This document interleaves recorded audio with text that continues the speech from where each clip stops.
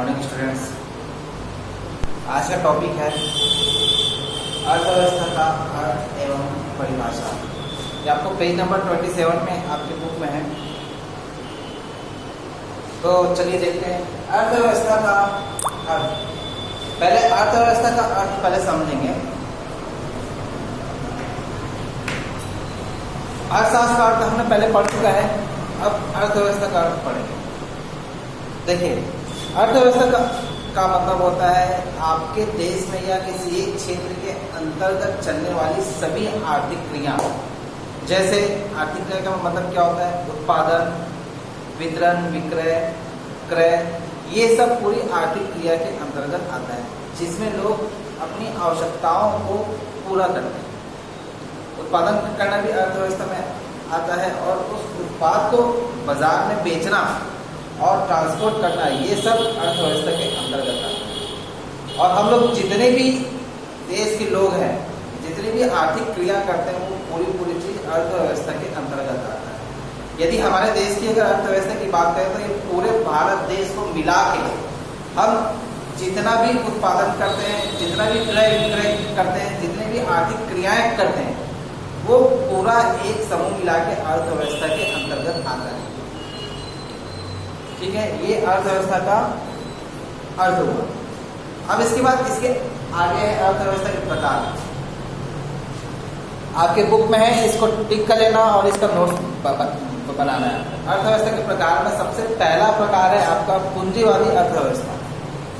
पूंजीवादी अर्थव्यवस्था का मतलब होता है कि ऐसी अर्थव्यवस्था जहां पे अर्थव्यवस्था का जो पूरा नियंत्रण है वो पूंजीपति लोग का है। पूंजीपति लोग का मतलब होता है निजी स्वामित्व। प्राइवेट और सरकारी का फर्क आप लोग समझते हैं अंदर।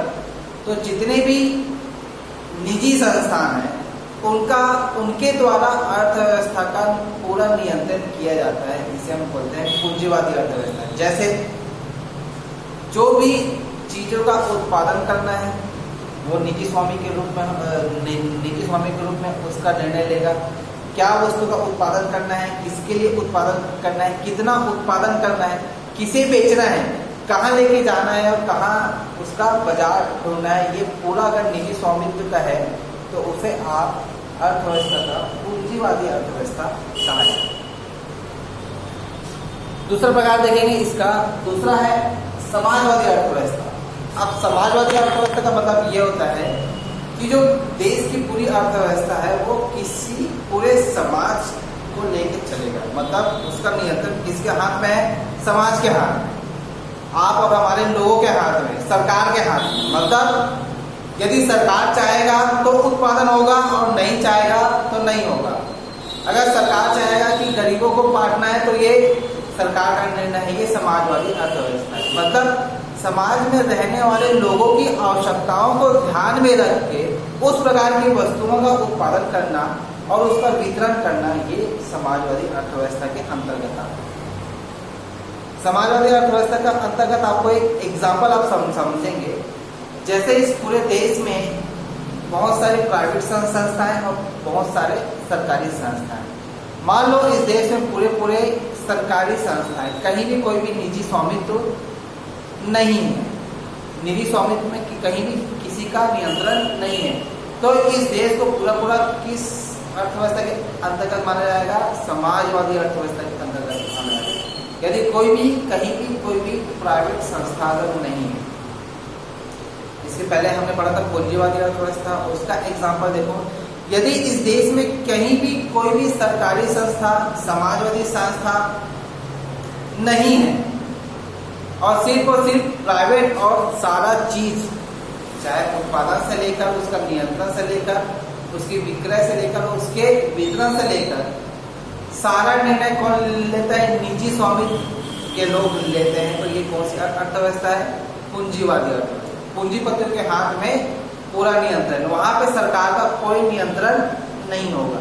तो उसको हम क्या बोलेंगे? पूंजीवादी अर्थव्यवस्था। और समाजवादी अर्थव्यवस्था में जहाँ पे लोगों और सरकार का नियंत्रण।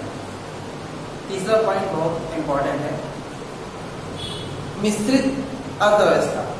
मिश्रित अर्थव्यवस्था का अर्थ है ऐसी अर्थव्यवस्था जहां पे पूंजी पूंजीपति लोग का भी स्वामित्व है, मतलब पूंजीवादी अर्थव्यवस्था भी मौजूद है।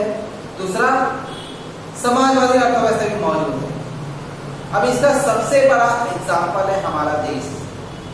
अगर आप देखेंगे तो हमारे देश में निजी स्वामित्व के लोग भी हैं जो अपने काम चला रहे हैं, अपना उत्पादन कर रहे हैं, और सरकारी संस्था भी है जो उत्पादन कार्य करता है।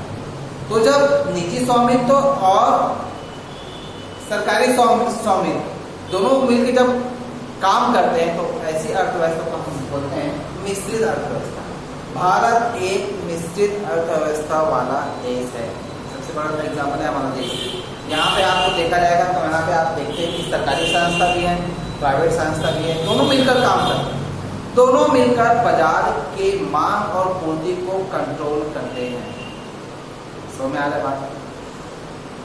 चलो आगे देखेंगे बाजार अर्थव्यवस्था। बाजार अर्थव्यवस्था का मतलब ऐसी अर्थव्यवस्था है जहाँ पे चीजों का या उत्पादित वस्तुओं का मूल्य या उत्पादन बाजार के मांग और पूर्ति के आधार पर निर्धारित किया जाता है। बाजार के आधार पर मतलब कि यदि बाजार में किसी वस्तु की मांग है तब उस वस्तु का उत्पादन किया जाएगा, यदि मांग नहीं है तो उत्पादन नहीं किया जाएगा। ये बाजार के नियंत्रण के आधार पर ही हम उत्पादन करेंगे, उसका वितरण करेंगे, उसका क्रय विक्रय लोग करेंगे। आर्थिक क्रिया बाजार के आधार पर होगी। जैसे सबसे बड़ा एग्जाम्पल अभी लॉकडाउन में है, आपको मैं समझा रहा हूँ आज के हिसाब से, कि यदि लॉकडाउन कल अगर लॉकडाउन होने वाला है तो आज चीज़ों का मांग बहुत तेजी से बढ़ेगा। लोग अपने घर का स्टॉक जल्दी से लेंगे, ज़्यादा मात्रा में लेंगे। इससे क्या होगा, उन चीज़ों की मांग बाजार में बढ़ जाएगी, और बाजार में मांग बढ़ेगी तो उत्पादन बढ़ेगा। ठीक है, समझ में आ रहा है? तो ऐसी अर्थव्यवस्था जहाँ पे बाजार के नियंत्रण के आधार पर चीज़ों का उत्पादन होगा और उसका वितरण होगा। तो ये टॉपिक आपके पेज नंबर 27 में है, आपकी बुक में भी है। अच्छे से इसकी विशेषताएं पढ़ लेना। और एक इम्पॉर्टेंट क्वेश्चन है, इसको आपको जरूर करना है। इम्पॉर्टेंट क्वेश्चन ये है कि पूंजीवादी अर्थव्यवस्था और समाजवादी अर्थव्यवस्था में अंतर आपके बुक में दिया है। ये बहुत ही इम्पोर्टेंट क्वेश्चन है, इसको पढ़ना है और आपको इसके बारे में मेरे को बात करना है। अगर कोई भी चीज़ अगर समझ में नहीं आएगा तो व्हाट्सएप में आपको मैसेज करना है। Thank you.